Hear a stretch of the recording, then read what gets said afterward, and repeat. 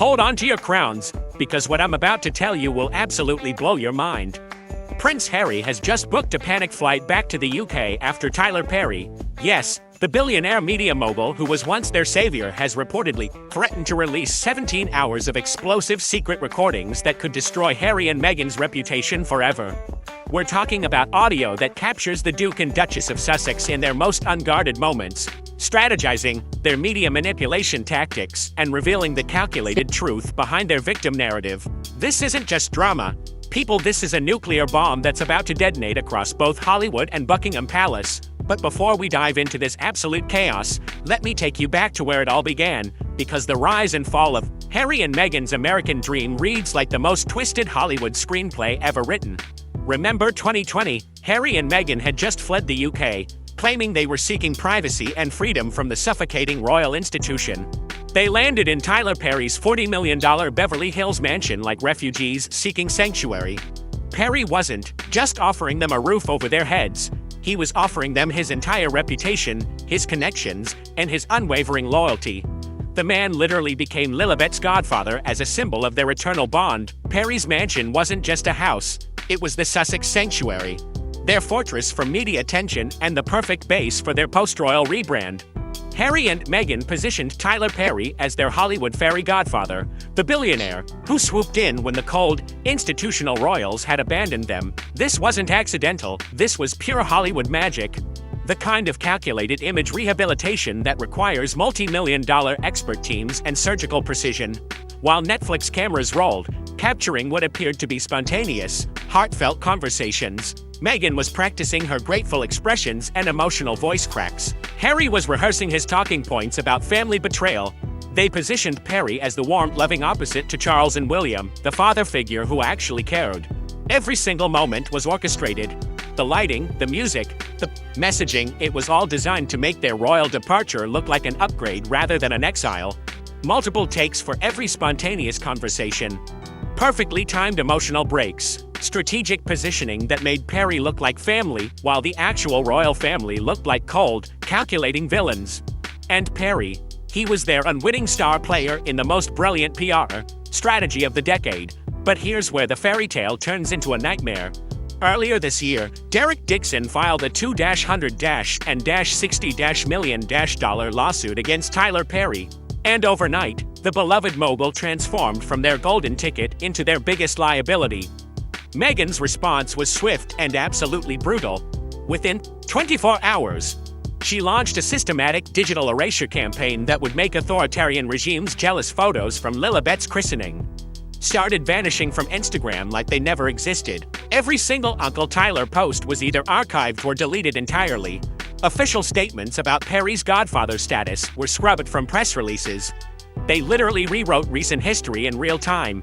Social media users started documenting the disappearance with the hashtag #Where'sTyler, creating a digital paper trail of Meghan's calculated betrayal. This wasn't gradual distancing, this was immediate amputation, driven by panic and ruthless self-preservation. But here's what Meghan didn't know. Tyler Perry is not just a creative genius, he's a business mastermind who has survived decades in Hollywood by always staying 10 steps ahead. When he offered Harry and Meghan sanctuary, he crafted residency agreements with clauses that most people would never think to include. Buried in the legal language was a provision that if they ever publicly disavowed their relationship or tried to damage his reputation, he had the legal right to disclose private information to protect himself. Perry had been documenting everything from day one. During those crucial months when Harry and Meghan felt safe in his mansion, they dropped their guards completely. Late-night strategy sessions about upcoming media appearances. Arguments about what revelations to include in interviews. Discussions about maximizing their victim narrative without appearing too calculated. Perry provided them a safe space where they felt comfortable being their authentic, strategic selves, and he recorded every single conversation. The leaked audio clip that surfaced last week, that was Perry's calculated warning shot. A perfectly timed reminder that he holds 17 hours of pure gold. Conversations that could expose the mechanical precision behind their public emotional breakdowns. We're talking about behind-the-scenes footage and private moments that reveal the gap between their public persona and their private reality. Perry isn't acting out of emotional retaliation, this is strategic. fury from a man who built an empire by understanding exactly when and how to deploy his power, and the timing couldn't be worse for Harry and Meghan. Because their financial empire is crumbling faster than a house of cards in a hurricane, let's talk numbers, because the reality is devastating. That Netflix deal everyone thinks is worth $100 million. Industry insiders reveal it's closer to $20 million, and with their contract expiring soon, renewal looks increasingly unlikely. Their projects have been catastrophic failures. The Invictus documentary and Polo series both massively underperformed. RK Wool Productions is hemorrhaging money faster than they can generate it. And the industry has shifted away from exclusive contracts towards smaller first-look deals.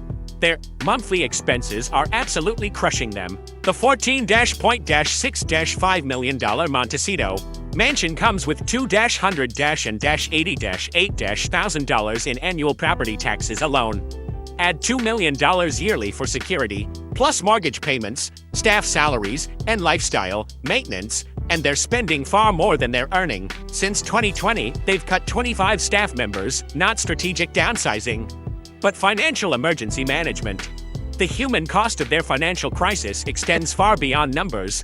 Staff morale at Arkawell is described as absolutely dire, with a paranoia-filled atmosphere where new non-disclosure clauses and revised job descriptions suggest they're preparing for more departures. Harry has been desperately lobbying old Invictus friends for speaking fees, trying to generate any income stream possible. Meanwhile, Meghan's polling numbers have reached historically devastating levels. Only 20% of Brits maintain favorable opinions, with 65% actively negative. Even in America, 46% now view her unfavorably. But here's where it gets even more catastrophic for their brand, Netflix. Executives are reportedly in full panic mode after With Love Meghan Season 2 test screenings completely tanked. Focus groups showed massive disinterest from their supposed fan base, leading to emergency strategy sessions about whether to proceed. The podcast that was supposed to launch this year has been mysteriously pushed to 2025, with industry insiders citing reputational concerns. Hollywood investors who were once eager to work with them are now backing out, specifically mentioning reputational toxicity as the reason. One producer recently withdrew from a Netflix pitch meeting after allegedly hearing Perry's comments about the couple, demonstrating how the Tyler Perry situation is creating immediate professional consequences. Yet Meghan's response on a recent podcast was tone-deaf and completely disconnected from reality.